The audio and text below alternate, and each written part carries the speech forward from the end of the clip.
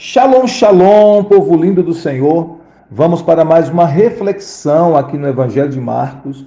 Hoje nós estaremos refletindo em Marcos, capítulo de número 8, versículo de número 31 a 33.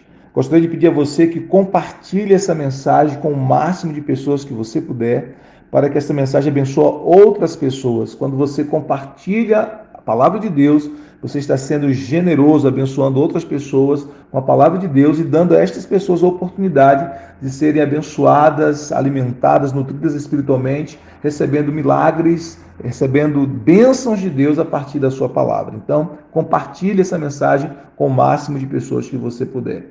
Marcos capítulo 8, versículo 31 a 33 diz assim as Sagradas Escrituras: Então começou ele a ensinar-lhes que era necessário que o Filho do Homem sofresse muitas coisas, fosse rejeitado pelos anciãos, pelos principais sacerdotes e pelos escribas, fosse morto e que depois de 3 dias ressuscitasse. E isto ele expunha claramente, mas Pedro, chamando-o à parte, começou a reprová-lo.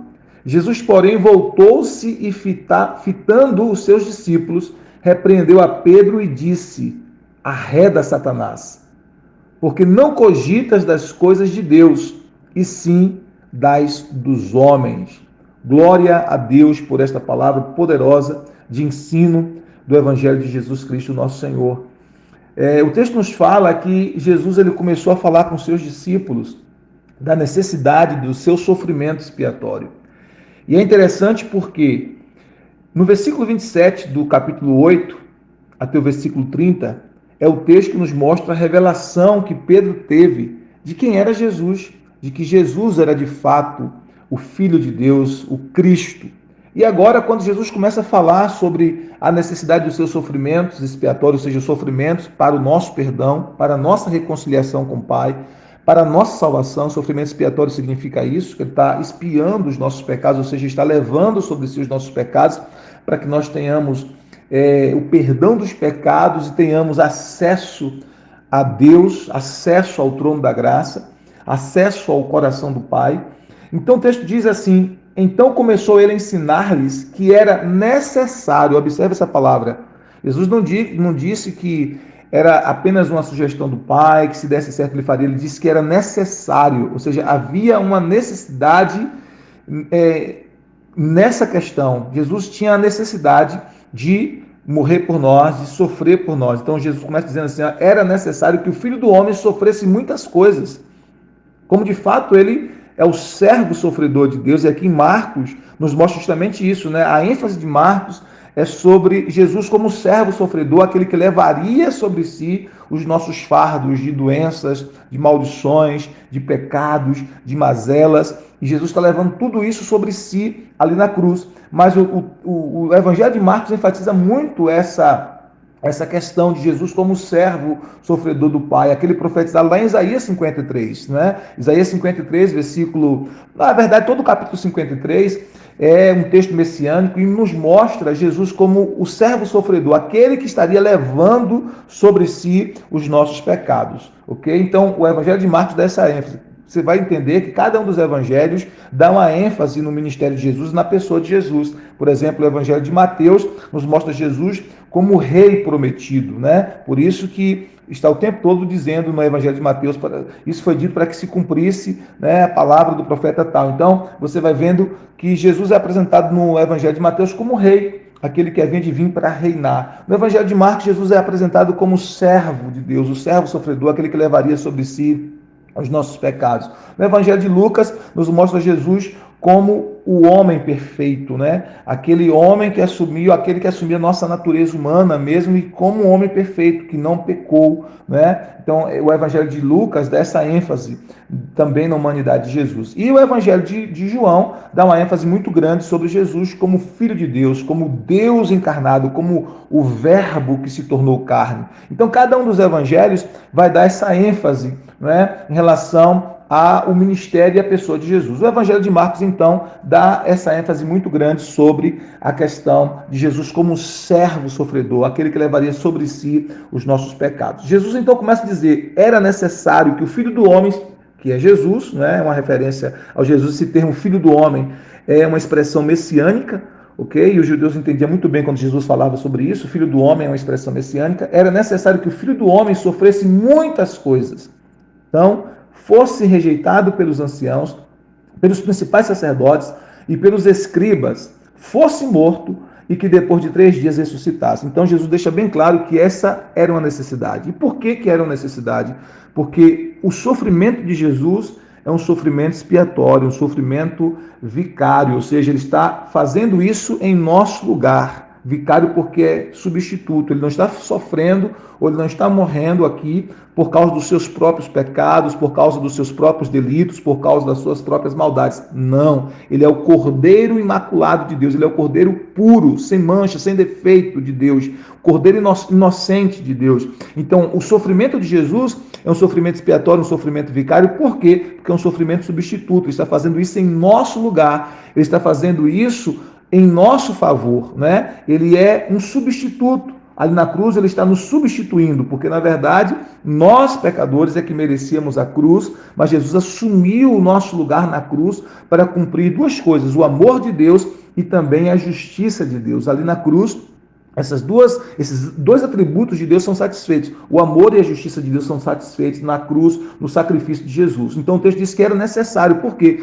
Porque se Jesus não sofresse por nós, se Jesus não padecesse por nós, se Jesus não fosse crucificado por nós, se Jesus não desse a sua vida por nós, nós não poderíamos ser salvos, não haveria salvação, não haveria redenção sem a morte de Jesus Cristo. Então nós precisamos entender que o sofrimento de Jesus foi necessário para a nossa salvação, para a nossa redenção. Sem Jesus ter dado a sua vida por nós, nós não poderíamos ser salvos. Não haveria possibilidade de salvação, não haveria possibilidade de acesso ao Pai, a não ser por meio do sacrifício do seu Filho Jesus Cristo. E o texto continua dizendo que era necessário que ele fosse morto e que depois de 3 dias ressuscitasse. Então Jesus deixou bem claro que ele ressuscitaria. E ele ressuscitou para a nossa justificação. A Bíblia nos fala que ele morreu pelos nossos pecados e ressuscitou para a nossa justificação. Porque se ele tivesse permanecido morto, ele seria apenas um mártir.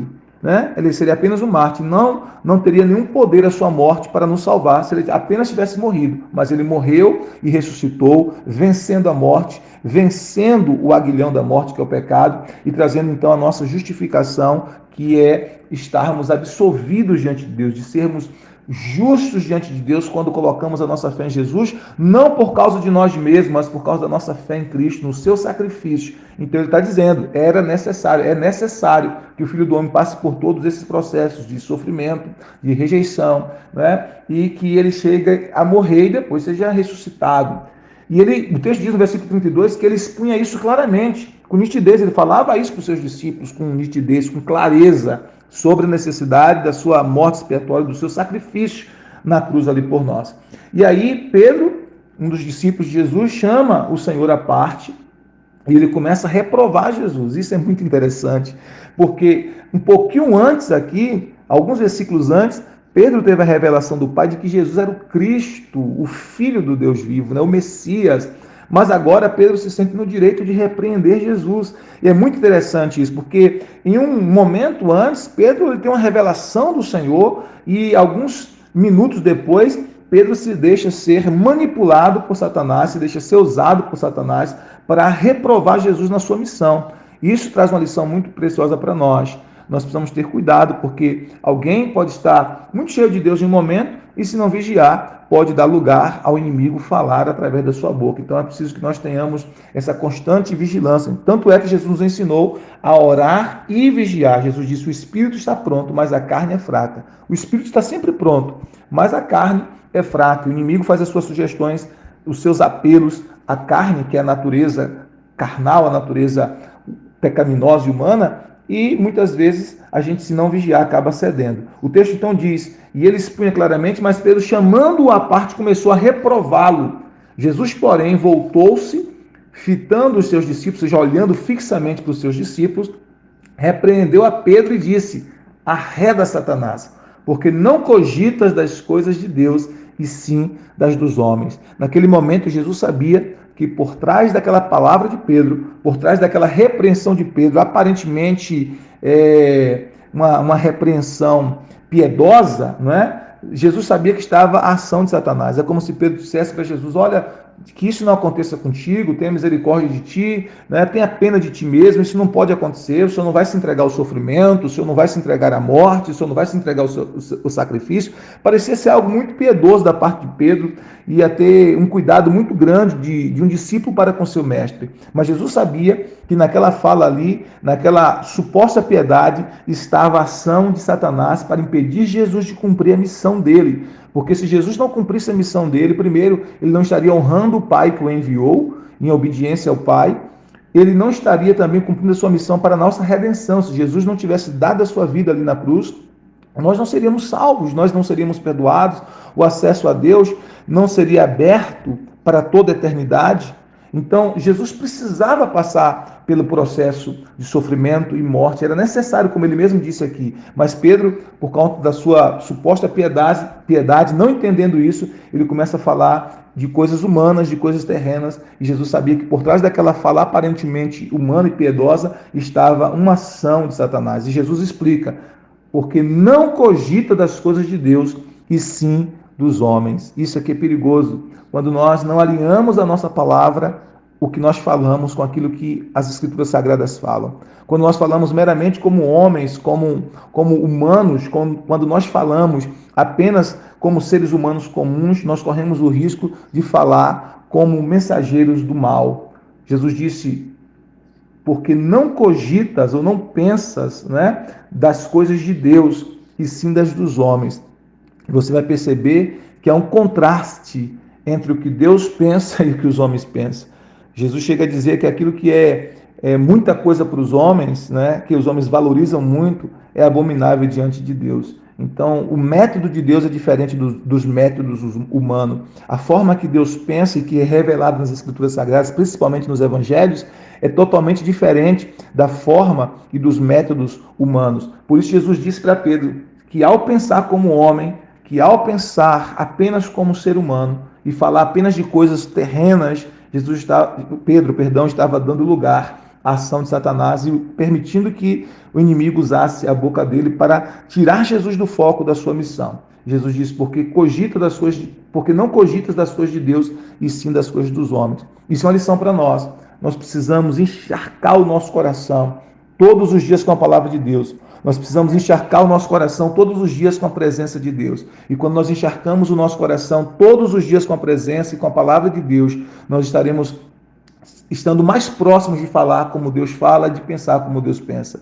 Que nós possamos entender: o amor de Jesus foi tão grande por nós, que ele deu a sua vida por nós, para nos resgatar, para nos aproximar do Pai, e que nós possamos então reconhecer esse amor, valorizar esse amor, dar lugar a este amor todos os dias da nossa vida e saber o quanto nós somos amados pelo Pai, porque Jesus deu a sua vida para nos trazer de volta para o Pai. E que nós possamos encharcar o nosso coração com a palavra, para que a palavra que sai da nossa boca seja a palavra de Deus, porque, como Jesus disse, a boca fala o que o coração está cheio. Deus abençoe a sua vida, Deus abençoe a sua casa, Deus abençoe a sua família. Shalom, shalom, graça e paz.